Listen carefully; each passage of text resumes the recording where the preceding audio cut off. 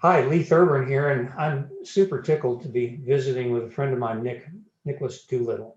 I've asked Nick to come and join me today so that I can ask him a few questions about his business. But before we do so, Nick, thanks for making time today, and just introduce yourself and tell our viewers a little bit about who you are and what you do. Okay. Yeah, my name is Nick Doolittle. Can you hear me? Oh, I are you able to can. hear I me think we okay? may be Okay. having issues. Yeah, I think we have some connection Yeah, issues. yeah. Yeah. So I work in the, they call it the financial services industry, but mainly I've been doing life insurance, disability, currently studying for my securities license. So, my goal is to be a, financial planner, holistic financial planner, not only helping people out with, their needs-based analysis or asset risk management, but also, growing their wealth, preserving their wealth, things like that. So helping people with Well, Nick, 401ks retire better. so, Nick, what got you? What interest? What attracted you to get into this business, this profession? Yeah, probably the non humanitarian view, was to make lots of money. I mean, I don't think anyone comes into this without that, at least one of their goals. But what I've discovered, just being in the industry is you really get to make a profound, lasting difference with people and their families. Whether it's protecting them, income or legacy planning. I've only been in the industry about 4 or 5 years, and I've already had, a handful of death claims, that I've been able to help people out with. But yeah, I think just that human side of the business where you actually are making a difference for people, both financially and personally. I have a nephew. Actually, he's married to a niece, so I'm not sure what that makes him. He's not actually a nephew, but he got into insurance. This is like 40 years ago, and really did well. But I know that it was kind of a struggle getting started. Can you tell me a little bit about what that's been like, getting your career off the ground? What are some of the challenges that you encountered your first year or two? Yeah. Yeah, it's definitely not an easy go. Once you think have things handled and figure out, something pops up, right, that you got to work through. Um, so I think, challenges was, it's always a challenge seeing enough people, so that's like number one is, developing plans, strategies, and also doing the work to get in front of enough people to, make your time worthwhile, and then also develop and grow yourself in a way through that experience that you actually could be a resource to people.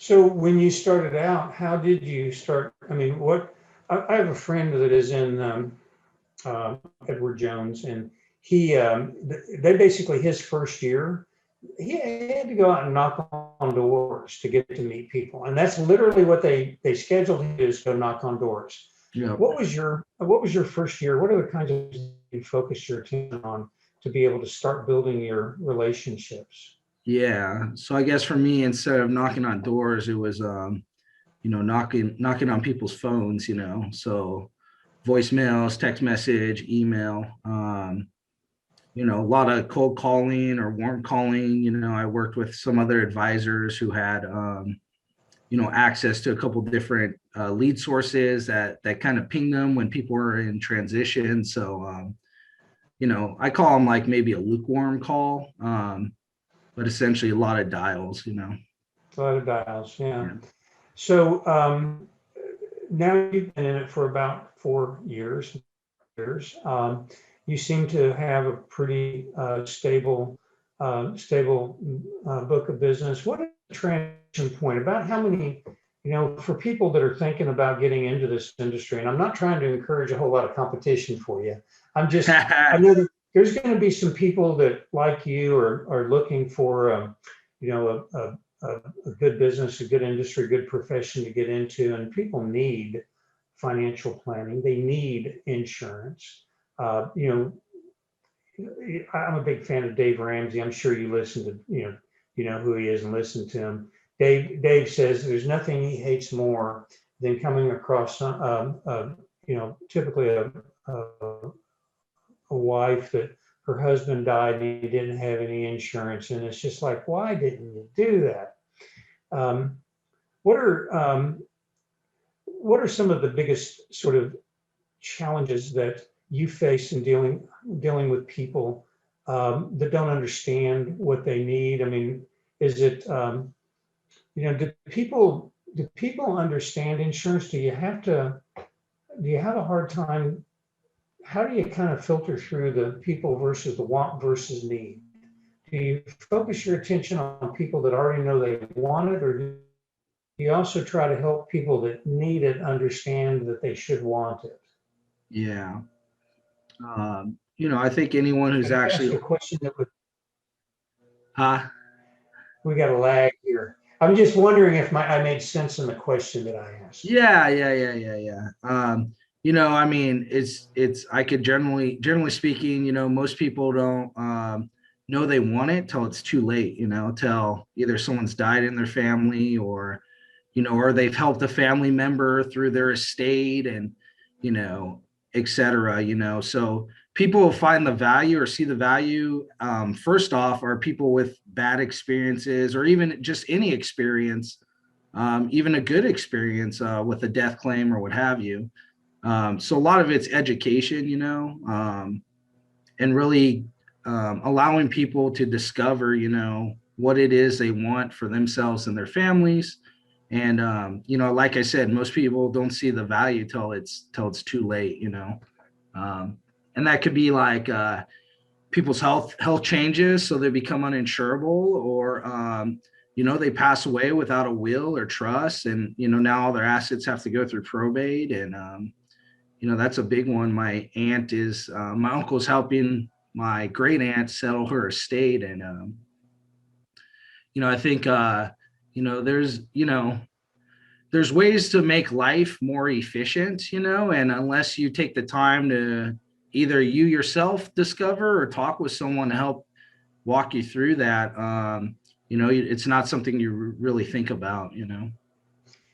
What kind of people do you surround yourself with to help you become better at what you do?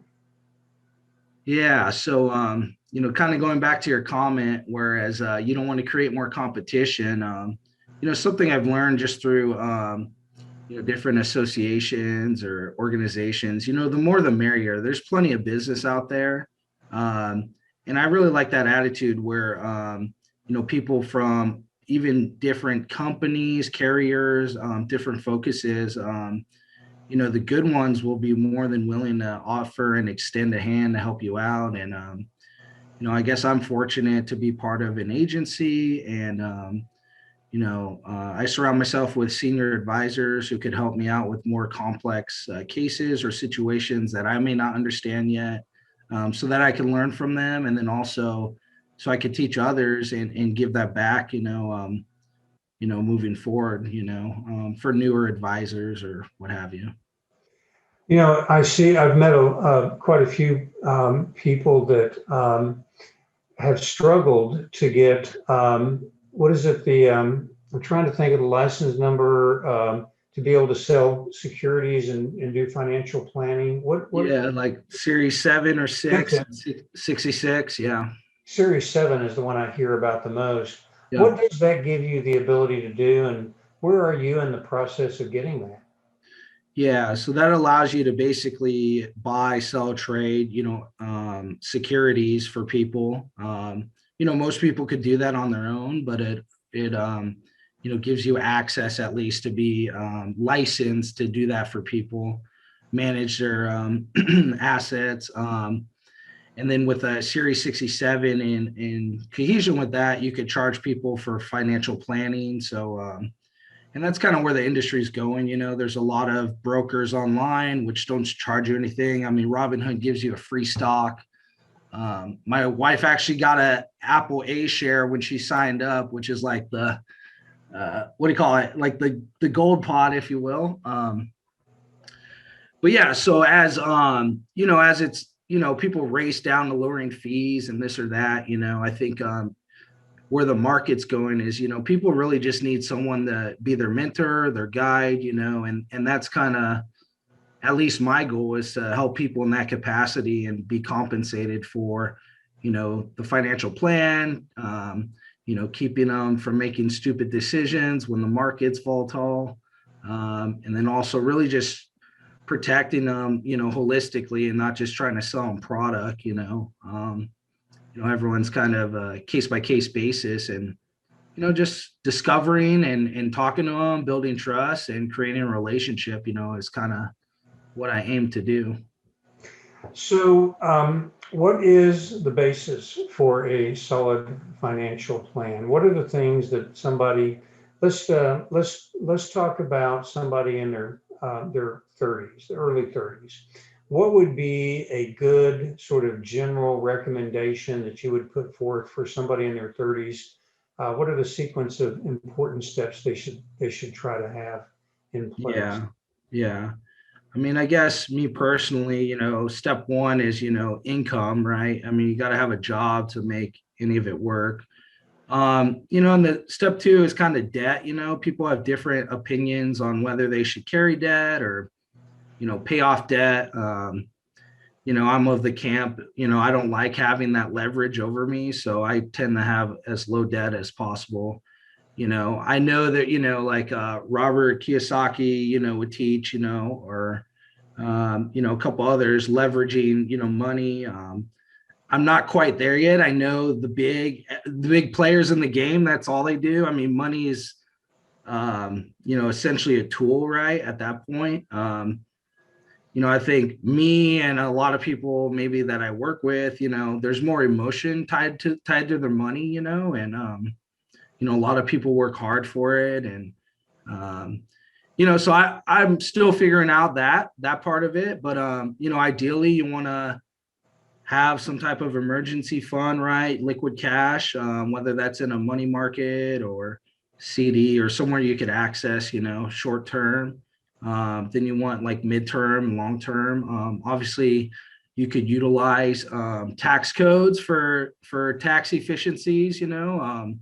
Generally speaking, having qualified funds, which is like a 401k or um, an IRA or something like that, where you get some tax, deferment today, is good. And then you also want to pull like a Roth IRA or somewhere where you could access money that you've already paid taxes on, kind of a third component and sort of tied into, wealth and financial planning is insurance. A lot of carriers, will utilize, or people will utilize whole life insurance as an asset class. And, was written into the tax code probably in the early 1900s. And it's a way rich people have been able to transfer wealth tax free. And, things haven't changed yet, thank God, so it's a lot of people haven't considered that. And that's kind of, I think, if you're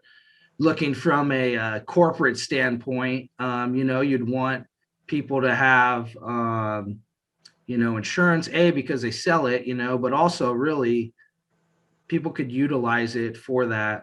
I know I'm kind of talking long-winded. But yeah, having kind of different buckets of money that you could have more options tomorrow than you do today, Gotcha. Yeah. Well, before we close, what I would like you to do is to just give a little pitch for why people should give you a call, and how they reach out to you. I'm going to put some information in front and back of this about how they can reach you, but give me a little sales pitch. Yeah, I mean, let's face it, no one knows what, or most people, unless you're in the industry or have done your homework, knows what or which product is best for them. And, quite frankly, I may not even know that, but I guess when you work with me, just like pretty much anything else, sole proprietor, you're buying the person, right? And, an opportunity, even if they don't work with me or not, I'm, more than game to just have a conversation with people, and especially those who haven't thought about retirement or savings or insurance, those would be good people for me. And even if you're a seasoned veteran and want to critique me or show me something that I haven't thought about, I'm more than welcome and open to, that's how I learn and grow, so. Nick, I enjoy talking to you so much. It's always, you're just a humble, nice guy, and you are. I don't mean to just make it sound embarrassing to you, but you're the kind of guy I'm glad to know, and I'm glad to highly recommend to people. So, folks, Nick Doolittle. Not only does he have a great last name, he's a great guy. So, all right, I think Nick, one thing I'm good at is if you have a policy already and don't know what you have, shoot me a copy of that, and I'm more than happy to kind of read through the legal jargon for you and let you know exactly what you have there. Great. Nick Doolittle, a relationship, not a sales pitch. That's what you Yeah. give Nick. Okay. Thanks, Nick. Thanks, Lee. Appreciate you.